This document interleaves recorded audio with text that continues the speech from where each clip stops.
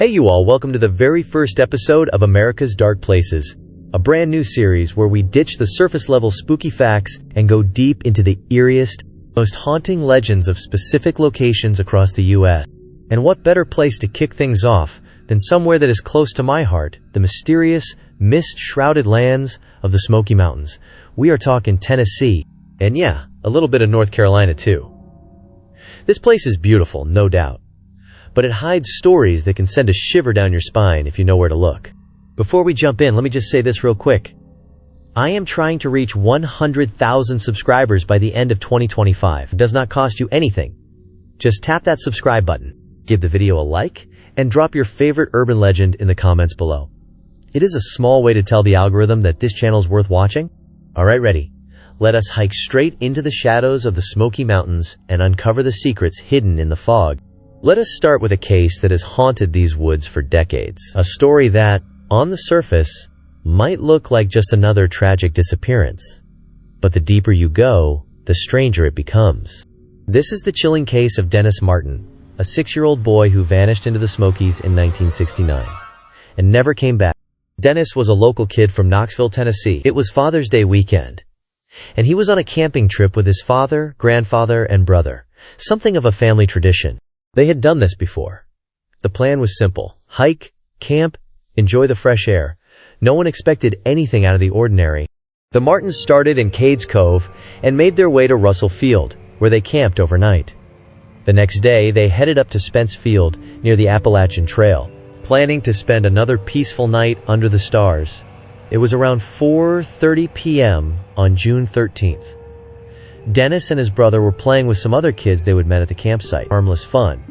And apparently, the kids had planned a little prank to jump out and surprise the adults. Classic kid stuff.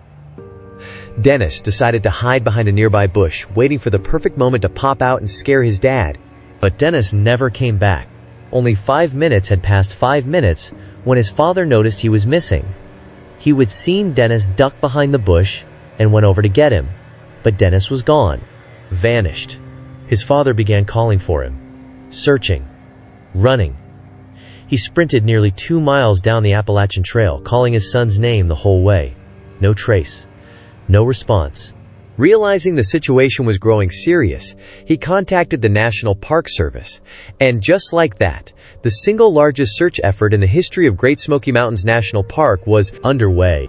Over the course of 8 days, more than 400 people joined the search. National Guardsmen, Rangers, volunteers, even a team of Green Berets, that is right, elite U.S. Army Special Forces were brought in to help. The search area spanned 56 square miles of unforgiving terrain. Slopes, ravines, thickets, and wild animals. Not exactly a friendly playground for a 6-year-old. And the conditions? Miserable. Torrential rain hit the area hard the day after Dennis vanished. More than 3 inches fell in just a few hours.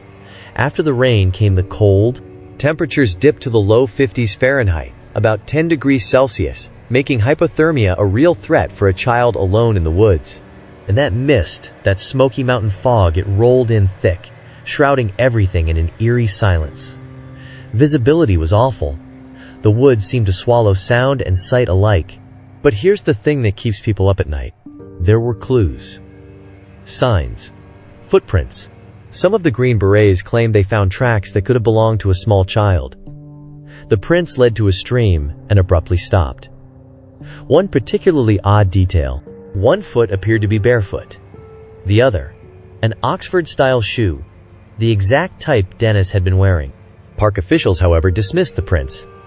They said they likely came from Boy Scouts helping with the search. But come on, barefoot Boy Scouts wandering mountain streams, in terrain crawling with snakes, bobcats, and bears. That is a hard one to swallow. One of the most respected voices in this story, Dwight McCarter, a retired ranger and author, believed those prints were indeed Dennis's. He would spend decades in those woods. He knew how to track. And in his view, the search may have missed its one solid lead. Despite everything, the search started to shrink. By June 26th, just under 2 weeks after Dennis vanished, the crew had dwindled him. And by June 29th, only 15 days later, the official search was called off. But the story does not end there. Years later, David Paulides, the controversial investigator behind the missing 411 series, picked up the case. Paulides interviewed a family known only as the Key family, who had been camping in the same area that weekend. Here's where things get strange. The Keys had asked a park ranger where they might spot a bear, for a bit of safe sightseeing. The ranger pointed them toward an area not far from Spence Field. They went. And according to their account, one of the children in the Key family heard a scream. Not a playful one. Not a "we are just kids being silly" scream. A blood-curdling scream. Then they saw something. On the side of a ridge, moving quickly, they spotted what they thought at first was a bear. But it was off. It was large, hairy, and moving strangely, almost like it was running upright on two legs. And whatever it was, it had something slung over its shoulder. The Keys reported this to the park investigators. And the scenic. Nothing came of it. The report was not taken seriously until years later, when Paulides brought it to public attention. So what are we dealing with here? Did Dennis simply wander off and tragically succumb to the elements, a heartbreaking but all too common fate in the wild? Or was something else at play, something we do not fully understand? It is that one Oxford shoe, that sudden vanishing, the rain, the barefoot print, the strange, upright figure carrying something in the distance.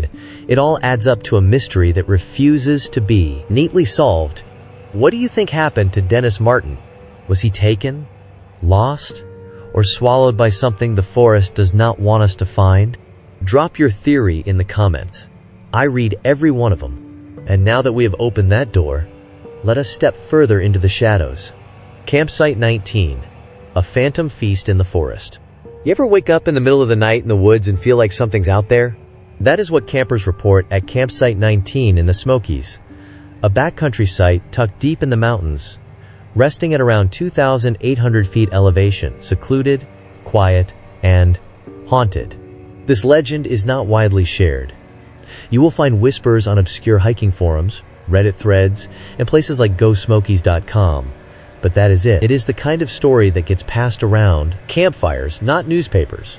According to the accounts, those who spend the night at Campsite 19 sometimes wake up to the sounds of celebration, not screams, not cries, but dinner parties, laughter, voices, the clinking of forks and knives, the slicing of meat, the low hum of jovial conversation, as if a group of weary travelers were enjoying a well-earned meal after a long day of hiking. And then there is the smell, the unmistakable aroma of roasting meat drifting through the thin mountain air. Some even claim to hear the soft stir of horses nearby, as though a group on horseback has settled in for the night. Campers describe flickering orange light against their tents, casting silhouettes of people moving and laughing just beyond the canvas walls. But when they unzip their tents to say hello, gone. No voices, no fire, no horses. Just dark silence and the cold brush of mountain wind. Nothing. It is as if the moment they acknowledge the scene, it vanishes. Like blowing out a candle. Now, is it just imagination running wild? Or is something looping in this place, a memory, perhaps, of a bygone era? One where pioneers or soldiers once gathered here to rest, laugh, and dine under the stars. Whatever the truth may be, if you ever spend a night at Campsite 19, try not to open the tent. Let them have their feast. And maybe, just maybe, they will let you sleep. The Blanket Mountain Distress Call. Let us keep the eerie train rolling. And this next one, honestly, gave me chills the first time I heard it. It is a lesser-known tale that floats around the hiking community, often passed from one backpacker to the next along the Appalachian Trail. And if you have ever heard whispers about Blanket Mountain, you might already know what I am talking about. Now, Blanket Mountain is not one of the Smokies' most famous peaks, not even close. In fact, you will be hard-pressed to find detailed trail maps showing you a clean route up there. That is because the hike to its summit follows what is called a manway, a term that basically means an unofficial or primitive trail. Not maintained, not mapped, not friendly. It lies right near the Tennessee-North Carolina border and is often enveloped in the signature mist that gives the Smokies their name, a thick, suffocating fog that settles in like a living thing. Here's where it gets weird. A man and his wife experienced hikers had ventured into this area a few years back. They would done the Blanket Mountain Manway hike before. Nothing about it scared them, but they did have a habit. Since the husband liked to lag behind, taking photos of everything from mushrooms to dew on ferns, they always brought walkie-talkies to stay in contact. That day, the woman powered ahead toward the summit, where the skeleton of an old fire tower still stands, and her husband, camera in hand, made his slow way up. Then, the first cry for help. "Help me!" Faint. Off in the trees. The man paused. Looked around. No one. He radioed his wife. She had not called out. She was already at the top and said everything was fine. Still, a little uneasy, the man pressed on. And then it came again. This time, clearer. "Help me," he called out, thinking maybe a hiker was in trouble. Nothing. Just the whisper of wind in the leaves. Then his radio crackled. Did you just call for help?" his wife asked. Her voice was trembling now. She had heard it too, the same cry, echoing from the forest. But she was alone at the summit. That is when the tension truly sank in. Both of them were hearing it, and neither was making it. Eventually, the man reached the top, and the two of them, now visibly shaken, sat down, trying to rationalize it. Could it have been a prank? An echo? A bird? But then, it came again. "Help me!" Right out of the mist. Together, they called back. They searched the area. No one answered. Later, they reported what they would experience to rangers at Elkmont. The rangers took it seriously enough to send out a search team, but they found nothing. No injured hiker. No missing person. No evidence that anyone had been nearby at all. The mountains held their silence. Now, skeptics will say maybe it was just the radio malfunctioning, catching a stray signal. Others say the mountain plays tricks, that the mist carries sound in strange ways. But some hikers, they think it was something else entirely. A spirit maybe. Or a cry that never stopped echoing from a tragedy long forgotten. Whatever it was, if you hike Blanket Mountain alone, do not ignore the cries. But also, be careful who you answer. The domesticated bear theory. Alright, let us shift gears just for a moment. Not all the legends in the Smokies are terrifying. Some are just straight up bizarre. And this next one, well, I kinda hope it was meant as a joke. Back when I lived in Knoxville, a friend of mine from Maryville told me a secret about the black bears in the park.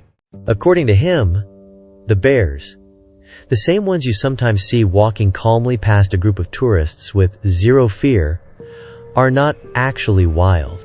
Nope, they are domesticated, he said, and I quote, "At night, the rangers round them up, take them inside to their enclosures, feed them, let them rest. Then in the morning, they let them back out into the woods like clockwork." Look, I burst out laughing when I heard this.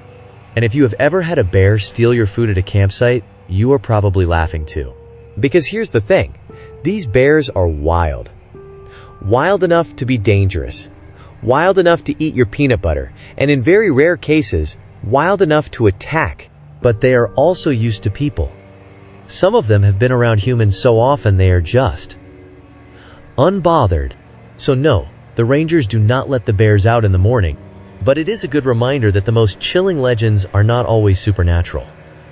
Sometimes they are just based on misunderstandings and weird local lore. The Phantom Lantern of Nolan Creek.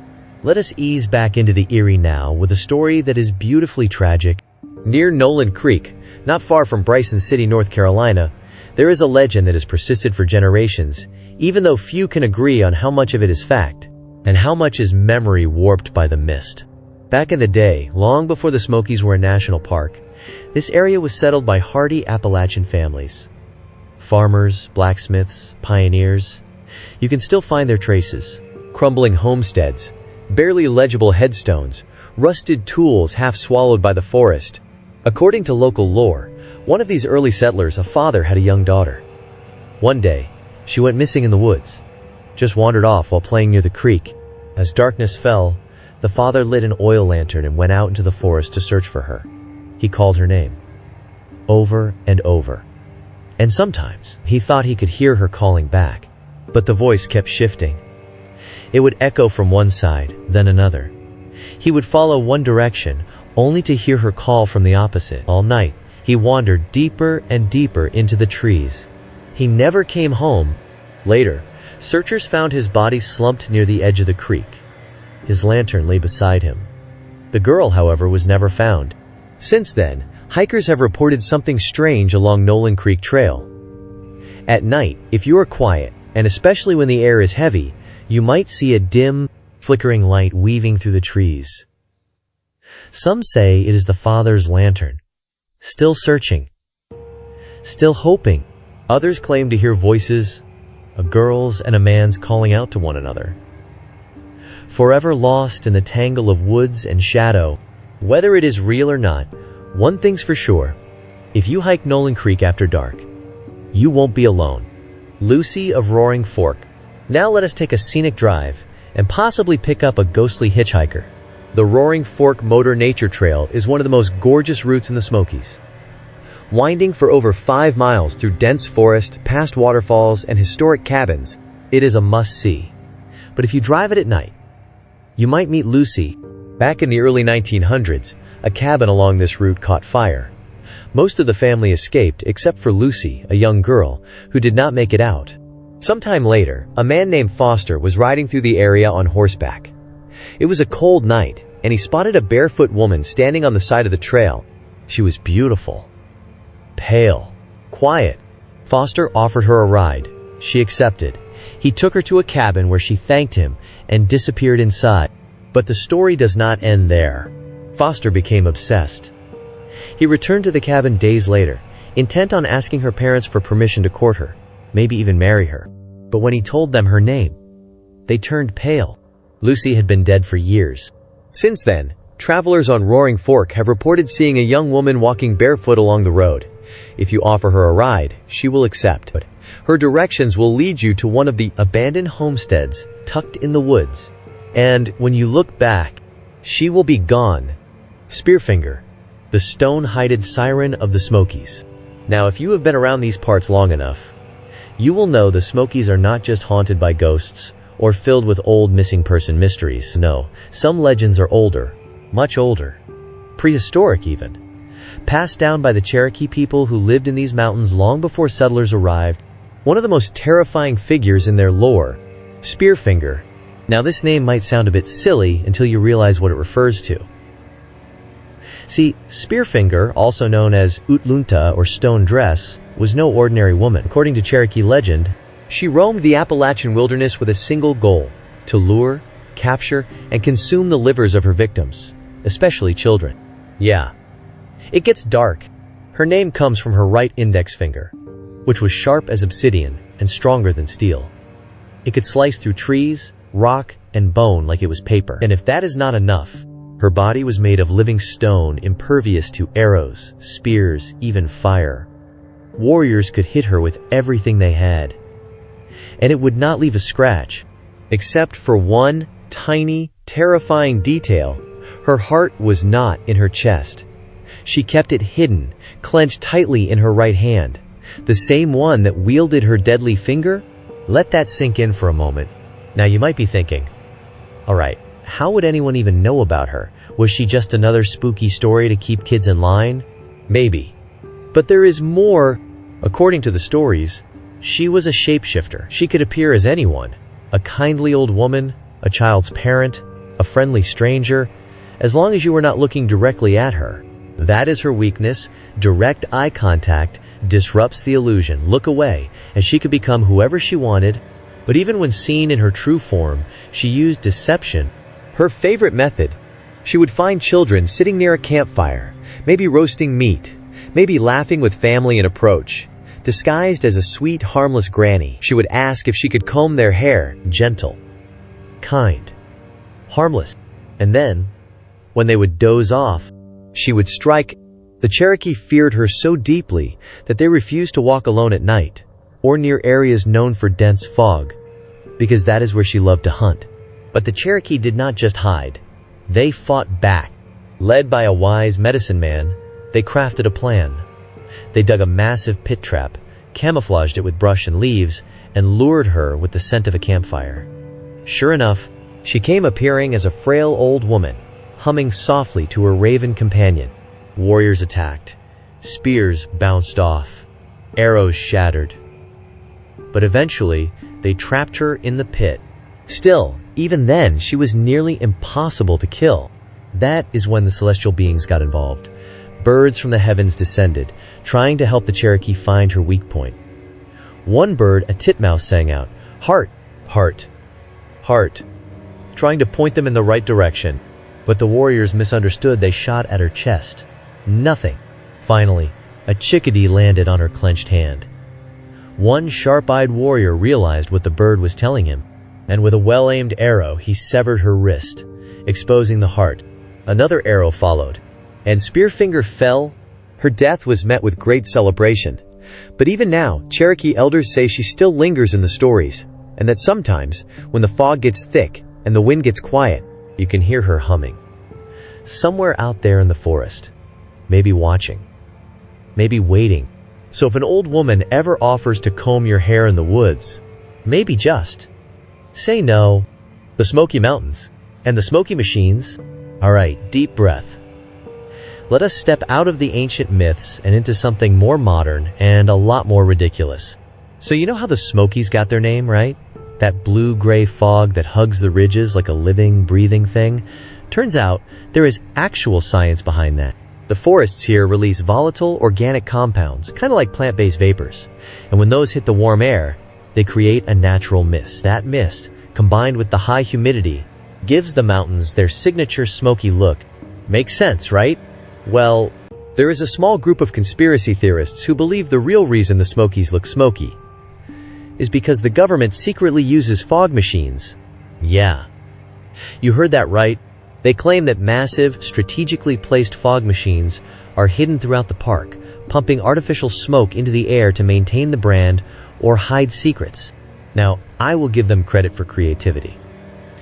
But let us do some math here. The Great Smoky Mountains National Park is about 8,155 square kilometers. If you were to cover just a quarter of that, let us say 2,000 square kilometers, with even a modest fog layer, you would need, well, let us just say tens of thousands of industrial fog machines running 24/7, burning more energy than most cities use in a day. And that is assuming there is zero wind, rain, or movement in the atmosphere, which, spoiler, is not the case in the mountains. So no, the government is not using fog machines to smoke up the ridges. But if anyone ever sells smoky fog machine NFTs, we all missed an opportunity. The Ghost Bride of Greenbrier. Now let us talk about a place where the food is fine, the wine flows freely, and the spirits are not just behind the bar. The Greenbrier restaurant, located just outside Gatlinburg, is one of those upscale spots where you go for a fancy dinner, maybe a romantic date, maybe a celebration, but some people come for something else entirely. The ghost. Her name, Lydia.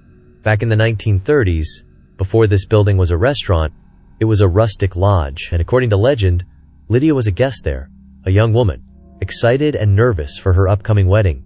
Tragically, her groom never showed, but here's the twist. He did not run away.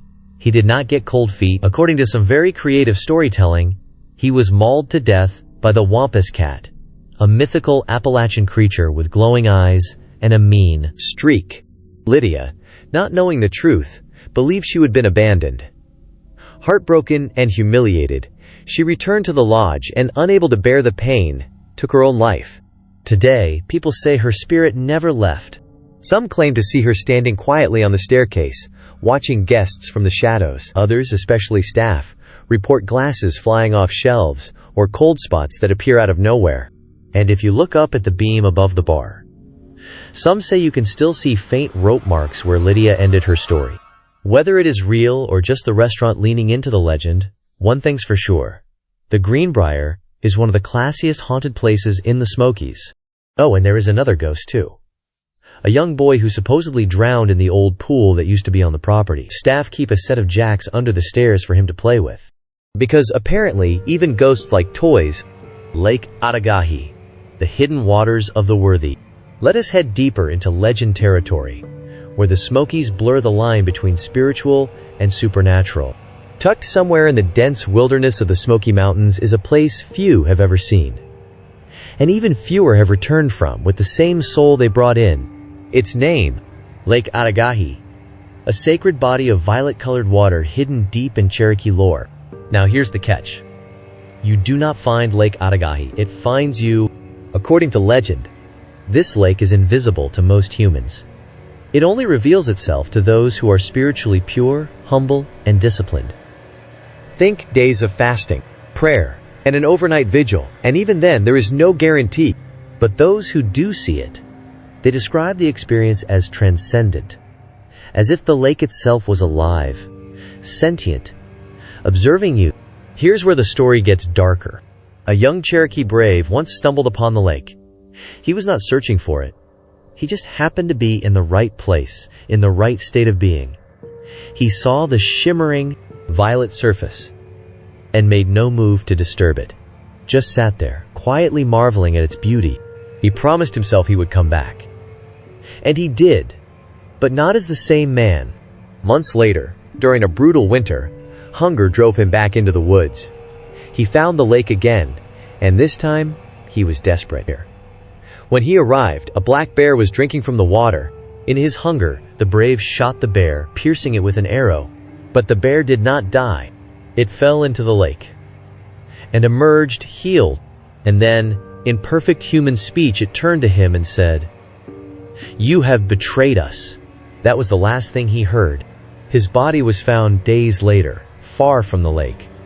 But no one ever found the trail he claimed led back to it. No one else ever saw the violet water. The Cherokee believed the lake chose to hide itself forever, after that disappointed in humanity's greed, its impatience.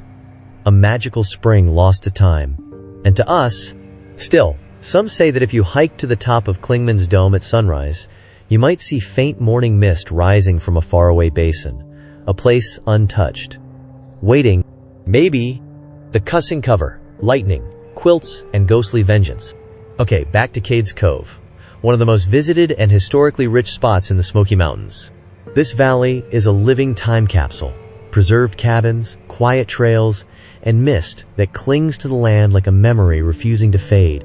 It is also where you will find one of the strangest and most oddly specific ghost stories in the region. They call it the legend of the cussing cover. Here's how it goes. In the 1800s, a couple named Mavis and Basil Estep lived in a cabin near the Whistling Branch stream. It was a quiet life.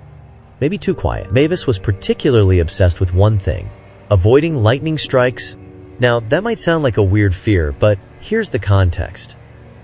There was a local superstition that anyone born during a thunderstorm would die by one, and Mavis, born under a violent storm, she avoided everything that could conduct lightning, wouldn't sit on metal chairs, refused to go outside if clouds looked even a little threatening, wouldn't even sew with metal needles during a storm. She was also an avid quilter, and her most prized creation, a heavy, patchwork quilt made from her husband's old flannel shirts. She called it the cussing cover, because Basil had worn one of the shirts during their first marital argument. And let us just say the language was colorful. When Mavis died not by lightning, surprisingly, she left Basil with one clear request: never sell her quilts, and never under any circumstance place one on a metal bed frame. Basil promised, but time passed, and Basil eventually remarried to a much younger woman named Truly Jane, who insisted the wooden bed was uncomfortable. So Basil, trying to keep her happy, bought a new metal one. One cold night, Truly Jane asked for an extra quilt. Basil, maybe forgetting, or maybe just tired, grabbed the cussing cover and laid it across the metal frame. That night, Truly Jane woke up to find a woman pale, angry, and silent standing at the foot of the bed, staring. The figure vanished the moment Basil woke up. He shrugged it off. Nightmares, maybe. But a few hours later, there was a flash of light, a boom, smoke, and when it cleared, Basil lay dead on the floor, struck by lightning, inside the house. On a cloudless night, locals were shaken. The quilts were quietly passed down to Mavis's daughters with strict warnings. And to this day, if you ever see a red flannel quilt in the Smokies, maybe ask where it came from before putting it on your bed, especially if the bed's made of metal. White Oak Flats Cemetery, where the wind whispers names. Right in the heart of Gatlinburg lies one of its oldest landmarks and one of its most quietly haunted, the White Oak Flats Cemetery. This is not some horror movie set piece. There are no blood trails or levitating headstones here. Just time-worn graves, crooked crosses, and silence. But silence, as you know by now, can be deceiving. This cemetery dates back to the early 1800s, when the area was still known as White Oak Flats, before Gatlinburg even had its name. The earliest settlers buried their dead here. Families like the Oogles and the Mapleys names you will still see on signs around town today. Walk through this cemetery at noon, and it feels like a peaceful, historic site. Walk through it at midnight, and that changes. Locals and visitors alike report strange phenomena here. The most common, full-bodied apparitions. Men, women, and children standing still among the gravestones, watching. Vanishing when approached. But there is one detail that creeps people out the most. It is the wind. On breezy nights, the gusts that pass through the trees sometimes carry whispers. Not moans or howls, but names. Familiar ones, spoken softly, as if by someone just inches behind you. No one's sure why White Oak Flats feels more alive after dark. There is no central legend, no infamous murder, no specific ghost tied to the grounds. But maybe that is what makes it scarier. This place is not haunted by one spirit. It is haunted by everyone who never left.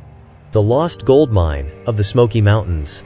Alright, let us trade ghosts and shapeshifters for something that haunted a different kind of dream. Gold. There is a legend that runs deep through the heart of the Smoky Mountains. A tale that predates tourist brochures and mountain cabins with hot tubs. A story whispered through generations, especially among those who hike a little deeper, dig a little further, and always keep one eye on the earth beneath them. It is the legend of the lost Smoky Mountain gold mine.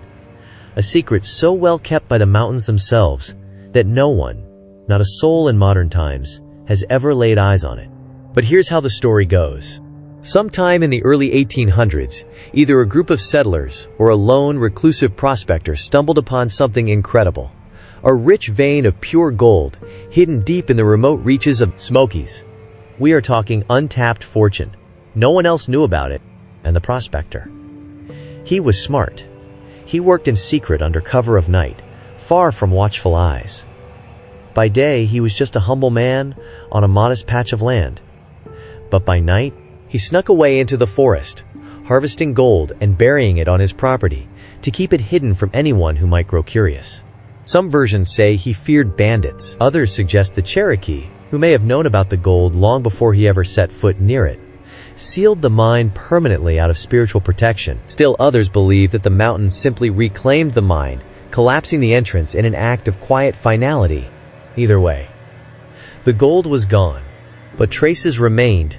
Later inhabitants of the prospector's land claimed to find small caches of gold. Coins, nuggets, trinkets buried in jars. Pieces of a life that hinted at something more. Eventually, speculation about the identity of this mysterious prospector centered on one man, Perry M. Schultz. Born in Sevier County, Tennessee in 1822, Schultz was listed in the census as a farmer. But there are rumors, persistent ones, that he was far more than that. Some claim Schultz was often seen emerging from the mountains with gold and silver in tow. Others believe he was not just collecting, he was minting coins himself, possibly even creating his own underground economy on the quiet edges of civilization. At one point, he reportedly obtained a mining charter from the state of Tennessee to explore an area near Porter's Creek. Oddly enough, the minerals listed on the charter did not include gold, just more common ores. So why was he so secretive? Well, if he was minting his own gold coins, it would not have gone unnoticed forever. And according to family stories, the federal government eventually caught wind of what he was doing. The story ends with Schultz being run out of town, forced to abandon his land and the hidden riches it may have held. But here's where the legend hits a modern twist. In 1967, a man named Walt Rice, who just happened to live on Schultz's former homestead, was gardening in his yard when he hit something hard. He dug deeper and uncovered a clay pot buried in the soil. Inside, $37,000 worth of gold and silver coins. Now, $37,000 in 1967 money. That is nearly $350,000 in today's terms. If you believe the local accounts, this was proof the real, tangible evidence that the Schultz gold mine had existed, and maybe, just maybe, more of it was still buried in those woods. So, is it true? Well, let us look at the facts. Checkmark. Multiple residents and local historians confirm that Walt Rice was real. Checkmark news clippings and oral records mention the pot of coins, though major national outlets never picked up the story. Checkmark. No one's ever found the mine itself, not even a collapsed entrance or a clue left behind. And that is where it gets murky. There are skeptics who believe the coins found by Rice were not from a secret mine at all, just a buried stash of common currency hidden during hard times, maybe a stash hidden during the Great Depression. Maybe older, maybe someone else's altogether, but believers. They see Rice's find as the smoking gun, the final piece of a puzzle that still has not been solved. Because here's the thing, the Smoky Mountains are big. Over 800 square miles of rugged ridges, dense thickets, steep ravines, and long forgotten paths. If there was a mine and someone went to great lengths to hide, we really expect it to be easy to find. Add in lands that are now protected by the National Park Service, trails that are no longer marked, and the way nature reclaims everything within a few years. And it is not just plausible, it is downright likely that something could stay hidden forever. So what do we make of it? Is the lost gold mine of the Smoky Mountains just a backwoods fairy tale? Something cooked up to sell a few books and stir the imagination of weekend treasure hunters? Maybe, but what if it is more than that? What if the mountains really are holding on to a secret? Not just a fortune in gold, but a legacy built on silence, mystery, and the wilderness itself. There are still people out there searching. Quietly. With old maps, metal detectors, and notebooks filled with coordinates. Where every now and then, you will see a post on a forgotten forum, someone claiming to have found something. A mark. A symbol. A rock formation that feels too perfect to be natural. But no one has proven anything. And maybe that is the point. Maybe the Smokies, just like Lake Adagahi, only show their treasures to those who are truly ready. And if not, well, some secrets were never meant to be found. America's dark places, shadows in the smoky mist. By now, if you have made it this far, you have probably realized something about the Smoky Mountains. They are not just trails and overlooks. They are not just wildlife or weekend cabins. They are alive with memory, with weight. Every story we have shared here adds another layer to that fog that rolls over the ridgelines at dusk, and by the time you have heard them all, it starts to feel like the Smokies are watching you back. Let us rewind. Just for a second. Think about the sheer range of mysteries we have explored in these mountains. A 6-year-old boy who vanished without a trace, leaving behind one Oxford shoe and a trail of what-ifs. Campers at Campsite 19, who wake to the sounds of a ghostly dinner party, clinking silverware, laughter, silhouettes against the tent. And then, nothing. A man and his wife on Blanket Mountain, both hearing cries for help from someone who never existed. The phantom lantern of a grieving father who searched for his daughter until death, and maybe beyond. Lucy, the barefoot hitchhiker who still waits along Roaring Fork for someone kind enough to offer her a ride home even if home is no longer part of this world. A shape-shifting Cherokee demon who sings lullabies to her raven companion while luring children toward their doom. The possibility of violet-colored water that heals the body and punishes betrayal. A quilt cursed by a promise and sealed with lightning. A cemetery where the wind whispers names. And of course, buried treasure, maybe real, maybe lost forever. These stories are more than entertainment. They are preserved emotion, grief, awe, fear, longing crystallized in legend. Because here's the thing about folklore. It is not always about whether it is real. It is about why it exists. We tell ghost stories because we want to believe that love, even in death, leaves a trace. We tell tales of monsters because we fear the things we can't control. We speak of hidden lakes and lost gold because deep down, we need to believe the world still has secrets left. That not everything has been mapped, paved, and posted on Instagram. That wonder still lives here. Why the Smokies still haunt us. The Smoky Mountains have a way of making time feel warped. You could walk a trail that was once used by Civil War soldiers, or one where a Cherokee elder once stood watching the fog roll in.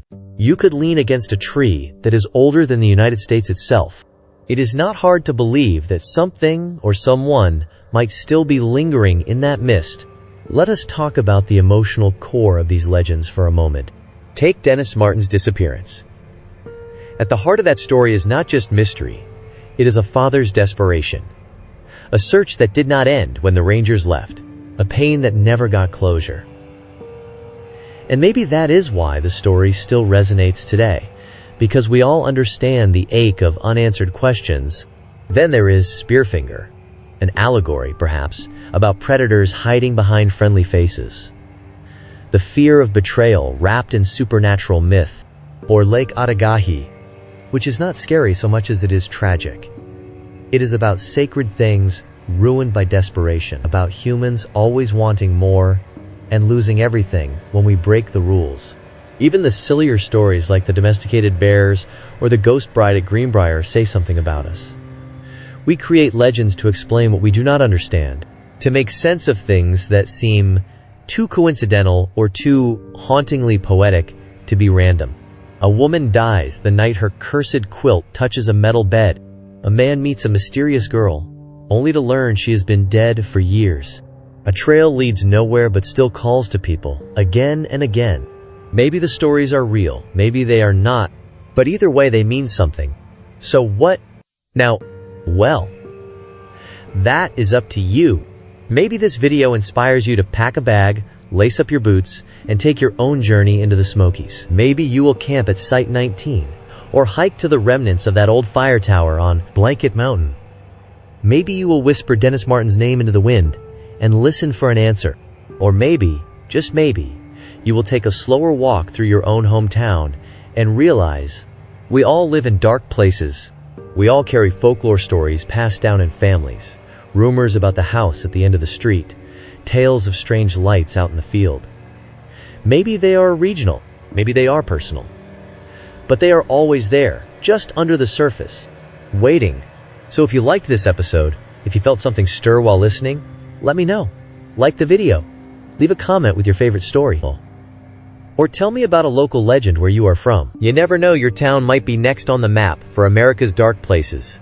And before we go, whether you just heard the creak of a floorboard that should not have creaked, or you caught a glimmer of movement in the woods from the corner of your eye, or you are just wondering why that wind outside sounded a little too much like your name, don't worry. It is probably nothing. Probably. But either way, do not you ever forget, it is always story time.